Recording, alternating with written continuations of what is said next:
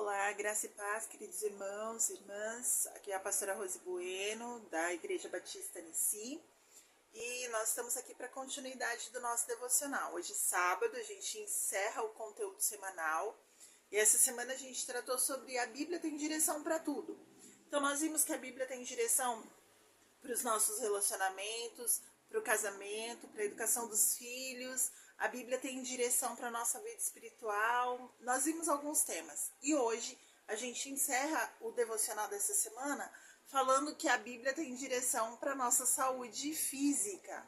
O Senhor, ele se preocupa com isso. Se existe algo que o Senhor se preocupa é com a nossa saúde. E olha que interessante, porque de Gênesis a Apocalipse nós vamos ver inúmeros textos bíblicos que afirmam isso.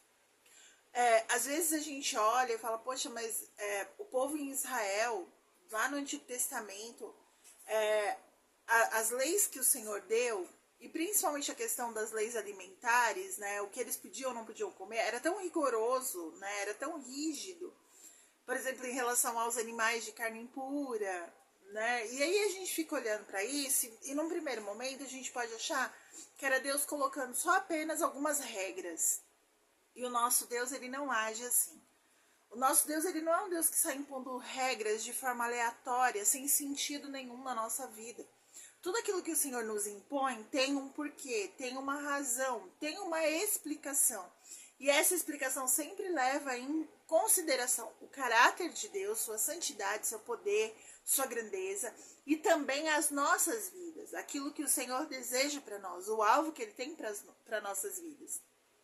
Então, um exemplo, por exemplo, uma citação aqui que eu posso fazer acerca dessa alimentação lá atrás, que a gente pode olhar e pode achar rígido, é acerca, por exemplo, da carne de porco.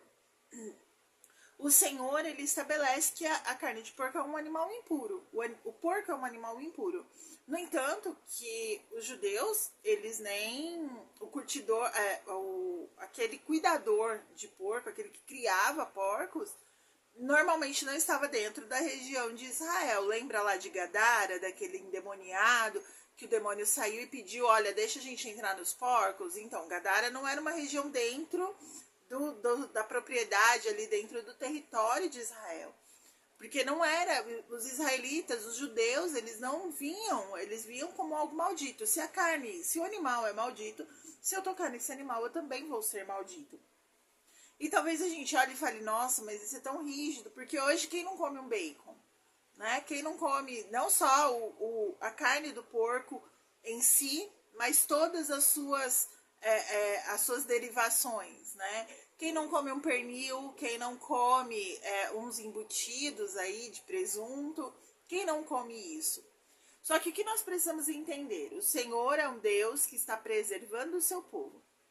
Se nos dias de hoje, pleno século XXI, com todo avanço tecnológico, o que nós vemos ainda casos de pessoas que morreram por contaminação alimentar, e inclusive a carne de porco é uma das que estão ali na lista, você pode pesquisar sobre isso.